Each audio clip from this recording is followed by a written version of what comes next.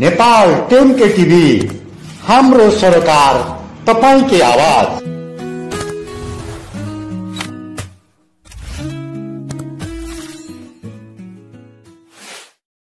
पुर्खाहरूले खाएका ठक्कर र पाएका उपलब्धिहरूको लेखाजोखा नै सिद्धान्त हो।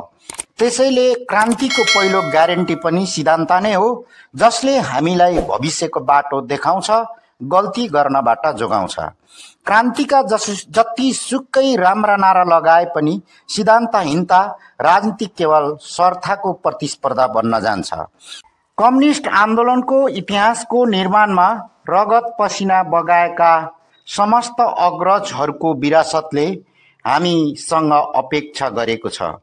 हाम्रा सफलतामा गौरव गर्ने र हाम्रा असफलतामा दुखी हुने दुनियाँभरिका कम्युनिस्ट, प्रगतिशील, वामपन्थी तथा सामाजिक न्याय र समानताको पक्षधारहरूले फेरि उठेको र सफल हुँदै अगाडि बढेको देख्न चाहन्छन्। नेपाली समाज पुँजीवादी भएको, जनवादी क्रान्ति सम्पन्न भइसकेको, त्यसैले नेपाली क्रान्तिले समाजवादको बाटो लिएको तर पुँजीवादको मुख्य चरित्र दलाल रहेको हुँदा राष्ट्रिय पुँजीको विकास गर्दै समाजवादको तयारी गर्नु नेपाली कम्युनिस्टहरूको ऐतिहासिक कार्यभार हो भन्ने सैद्धान्तिक निष्कर्ष कम्युनिस्ट आन्दोलनको हरेक नयाँ चरणमा समाजले नयाँ सिद्धान्त खोज्छ। सामन्ती शासनको ठाउँमा कस्तो प्रजातन्त्र भन्ने अलमललाई पुष्पलालको नयाँ जनवादी बाटोले देखायो। हामी आफैले लिएको 2047 सालको प्रजातन्त्रसँग कसरी अगाडि बढ्ने भन्ने गर्न कमरेड मदन भण्डारीले जनताको बहुदलीय जनवाद ल्याए। त्यसै गरी पार्टीका सिद्धान्तहरू पनि कुनै व्यक्तिको वा गुट वा समूहको हुँदैनन्। जेसुकै कारणले होस्, हामीले यी विषयहरूलाई आवश्यक रूपमा छलफल गर्न सक्यौँ भने पार्टीलाई सिद्धान्तको निर्माणमा जोड दिएर त्यही सिद्धान्तको आधारबाट नीति बनाएर अगाडि बढ्न सक्यौँ भने हाम्रो पार्टीका सङ्गठित सदस्यहरू पनि इमान्दारीपूर्वक काम गर्नेछन्, हाम्रा पार्टीका कार्यकर्ता पनि इमान्दारीपूर्वक काम गर्नेछन्, अर्थात् कम्युनिस्ट पार्टीका कार्यकर्ताहरू इमान्दारितापूर्वक काम गर्नेछन्।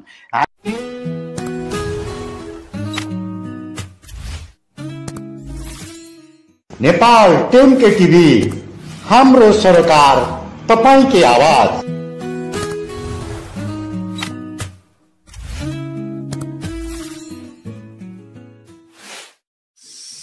नमस्ते। कम्युनिस्ट आन्दोलनको इतिहासको निर्माणमा रगत पसिना बगाएका समस्त अग्रजहरूको विरासतले हामीसँग अपेक्षा गरेको छ। हाम्रा सफलतामा गौरव गर्ने र हाम्रा असफलतामा दुखी हुने दुनियाँभरिका कम्युनिस्ट, प्रगतिशील, वामपन्थी तथा सामाजिक न्याय र समानताको पक्षधारहरूले फेरि उठेको र सफल हुँदै अगाडि बढेको देख्न चाहन्छन्। संक्षेपमा मुलुक दुनियाँले केही भरोसा, केही विश्वास र केही आशाका साथ कम्युनिस्ट पार्टीलाई हेरेका छन्। म आज यसै सन्दर्भमा रहेर तपाईहरुसँग छोटो छलफल गर्न चाहन्छु। सबैभन्दा पहिलो कुरो, सिद्धान्तलाई अब मूल्यवान नगरौँ। पुर्खाहरूले खाएका ठक्कर र पाएका उपलब्धिहरूको लेखाजोखा नै सिद्धान्त हो। त्यसैले क्रान्तिको पहिलो ग्यारेन्टी पनि सिद्धान्त नै हो, जसले हामीलाई भविष्यको बाटो देखाउँछ, गल्ती गर्नबाट जोगाउँछ। क्रान्तिका जति सुकै राम्रा नारा लगाए पनि सिद्धान्तहीनता राजनीति केवल स्वार्थको प्रतिस्पर्धा बन्न जान्छ। जसरी पनि जित्न पर्ने प्रतिस्पर्धामा जसले जिते पनि राजनीतिक बिग्रन्छ, मुलुकले दुःख पाउँछ। त्यस्तो राजनीतिक राज्य दोहन गर्ने गुटहरूको खेलमैदान बन्छ। दलाल पुँजीवाद र भद्दा संसदले पार्टीलाई ती गुटहरूको खेलौना बनाउँछ। एउटा कमरेड अर्को कमरेडसँग तर्सिन्छ, एउटा कमरेडले अर्को कमरेडको खुट्टा तान्छ। अत्यन्त सबैसँग तर्सिने र सबैले सबैको खुट्टा तानातान गर्ने अवस्था आउँछ। पार्टी र राजनीतिक झन सङ्कटग्रस्त हुँदै जान्छ। पछिल्लो राजनीतिकलाई नै हेरौँ। नेपाली काङ्ग्रेसले पाएको बहुमतले मुलुकलाई के दियो? नेकपा माओवादीले संविधान सभामा पाएको असाधारण जित किन पानीको फोका जस्तो भयो? नेकपा एमाले र नेकपा माओवादी केन्द्रले गरेको एकता किन भतभुङ्ग भयो?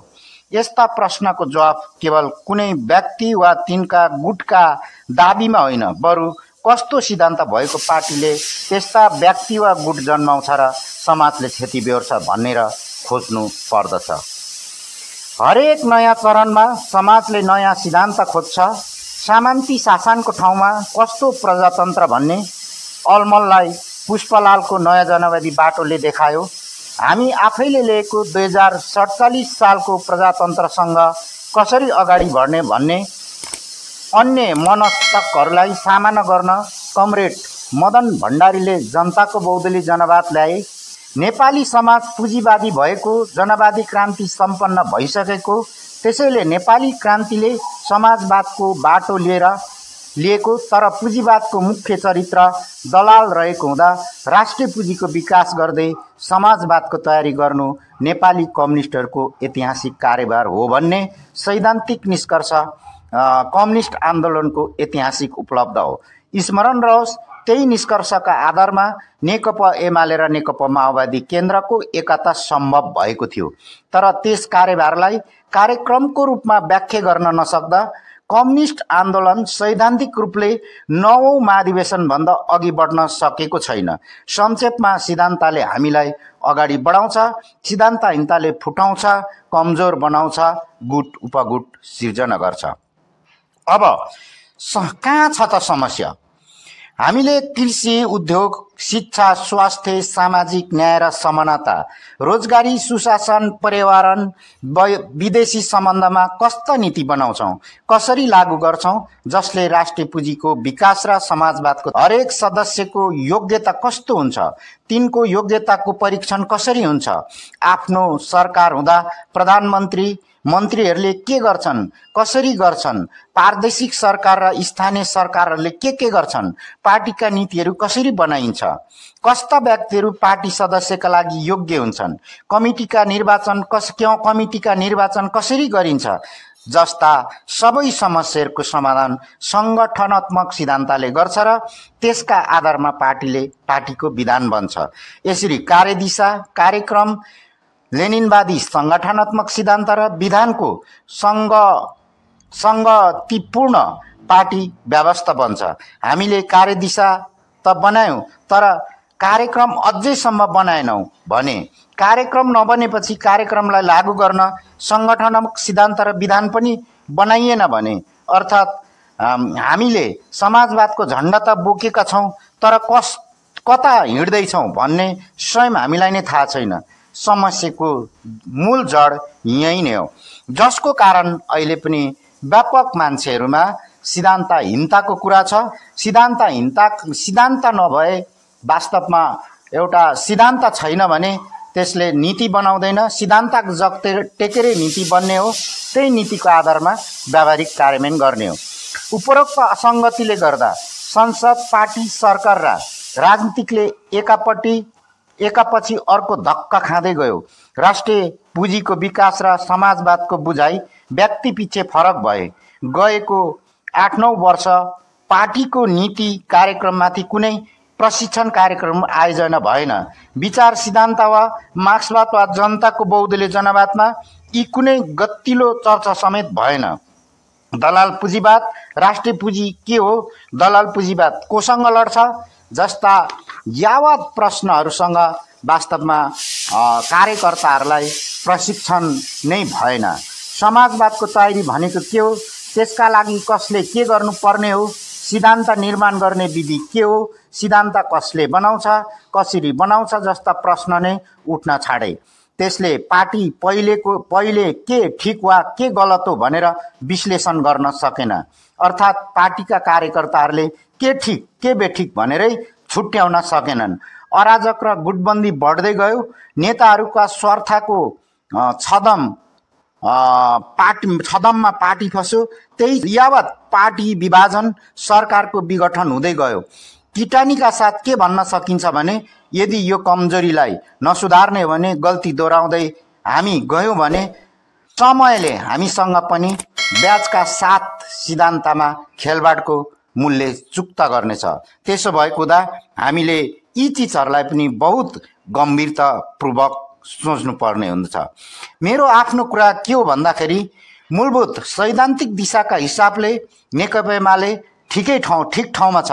तर अहिले हाम्रो सैद्धान्तिक हिसाबलाई हेर्ने भने हामी समाजवाद कर्मी हो। त्यो अहिले सबै मुख्य पार्टीहरूको पनि कार्यदिशा बनेको छ। अरू कम्युनिस्ट पार्टीहरूको पनि कार्यदिशा समाजवाद नै हो। तर यद्यपि हामी समाजवाद कर्मी कि हामी दलाल पुँजीवादको पेचकिला, यसका बारेमा पनि हामीले गम्भीरतापूर्वक बहस र छलफल गर्नुपर्ने हुन्छ। जस्तो छ समाज, पार्टीलाई पनि हामीले त्यही समाजको चरित्रकै आधारमा व्याख्या गर्न थाल्यौँ भने त्यसले समाजलाई गति दिन सक्दैन, गतिविहीन बन्न सक्छ। तपाईले मानिलिनुहोस् कुनै चिजलाई पनि गति दिन सकिन भने, यदि गति छैन भने सारा ब्रह्माण्ड पनि रोकिन्छ, पृथ्वीको गति पनि रोकिन्छ। त्यसो भएको त हामीले पार्टीलाई गतिका साथ अगाडि बढाउने काम गर्नुपर्दछ। त्यो गतिका साथ अगाडि बढाउने हो भने समाजवाद प्राप्तिका निम्ति गरिने कार्यहरू के हुन् भनेर हामीले त्यसको छलफल र बहस गरेर निचोडका साथ हामी व्यावहारिक कार्यान्वयन गरेर अगाडि बढ्न सक्नुपर्छ। संगठनका हिसाबले पनि चाहिँ कम्युनिस्टहरू निकै अगाडि छन्। इतिहासको गौरव र राष्ट्रिय तथा अन्तर्राष्ट्रिय प्रतिष्ठाका हिसाबले पनि कम्युनिस्टहरू अगाडि छन्। समाज र राजनीतिका विभिन्न क्षेत्रमा पनि कम्युनिस्टहरूले नेतृत्व गरिरहेका छन्। यस्तै गरेर मुलुककै नेताको रूपमा पनि कम्युनिस्ट पार्टीहरूले काम गरिरहेका छन्। तर माथि उल्लेख गरिए झैँ आजको ठोस कार्यक्रम र त्यस कार्यक्रमलाई कार्यान्वयन गरिने संगठनात्मक व्यवस्थामा असङ्गतिहरू छन्, जसको कारण व्यक्ति गुट उपगुटहरू जन्मेका छन् र व्यक्ति गुट उपगुटको स्वार्थमा आज कम्युनिस्ट पार्टीहरूले उठाउँदै आएको समाजवादको सपनालाई व्यावहारिक रूपमा क्रमशः रूपमा हामीले पारित चाहिँ लागू गर्न सकिरहेका छौँ। जसरी ज्ञान विज्ञानमा उपलब्धि कुनै राष्ट्र वा जातिको सम्पत्ति हुँदैनन्, त्यसै गरी पार्टीका सिद्धान्तहरू पनि कुनै व्यक्तिको वा गुट वा समूहको हुँदैनन्। जेसुकै कारणले होस्, हामीले यी विषयहरूलाई आवश्यक रूपमा छलफल गर्न सक्यौँ भने पार्टीलाई सिद्धान्तको निर्माणमा जोड दिएर त्यही सिद्धान्तको आधारबाट नीति बनाएर अगाडि बढ्न सक्यौँ भने हाम्रो पार्टीका सङ्गठित सदस्यहरू पनि इमान्दारीपूर्वक काम गर्नेछन्, हाम्रा पार्टीका कार्यकर्ता पनि इमान्दारीपूर्वक काम गर्नेछन्। अर्थात् कम्युनिस्ट पार्टीका कार्यकर्ताहरू इमान्दारितापूर्वक काम गर्नेछन्। हामीले यी चिजलाई र नेतृत्वमा सङ्गठनात्मक सिद्धान्त, लेनिनवादी सङ्गठनात्मक सिद्धान्तलाई हामीले हर हमेसा कायम गर्न सकेनौँ भने पार्टीमा गुट उपगुट जन्मिन्छ। अन्तर्विरोधहरूको सही व्यवस्थापन गर्न सकेनौँ भने गुट उपगुट जन्मिन्छ। त्यसो भएको हुँदा हामीले मूलत हाम्रो राजनीतिक प्रतिवेदन, हाम्रो साङ्गठनिक प्रतिवेदन अनि हाम्रो विधान को जगमा रहेर कम्युनिस्ट पार्टीहरूले त्यसलाई निष्कर्ष दिन सक्यो भने मात्रै हामी सफल हुन सक्छौँ। त्यो सफलताले मात्रै समाजवाद प्राप्तिलाई अगाडि बढाउन सक्छौँ। समाजवाद मात्रै होइन, समाजवाद पुग्नको निम्ति पुँजीवादको चरम विकास भएको हुनुपर्छ। पुँजीवादको चरम विकासका निम्ति राष्ट्रिय पुँजीको निर्माण हुनुपर्छ र पुँजीवादको चरम विकास गर्ने भने दलाल पुँजीवादसँग सङ्घर्ष नगरिकन पुँजीवादको विकास हुँदैन र पुँजीवादको विकास भइसकेपछि मात्रै समाजवाद आउने हुँदा हामी समाजवाद कर्मी हो भने पुँजीवादका आयामहरूमा पनि हामीले समाजवादका पारुपरलाई व्यावहारिक रूपमा कार्यान्वयन गर्दै जान सक्छौँ। त्यसो भएको हुँदा मात्रै हामीले समाजवाद प्राप्त गर्न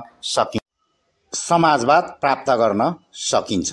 समाजवाद भनेको काम अनुसारको दाम हो, अर्थात् सारमा भन्दा शिक्षा, स्वास्थ्य, रोजगार नै समाजवाद हो। त्यस्तो व्यवस्थाको निम्ति अनि मात्र हामी त्यो तहमा पुग्न सक्छौँ भन्दै बिदा हुन चाहन्छु। हस्त नमस्ते।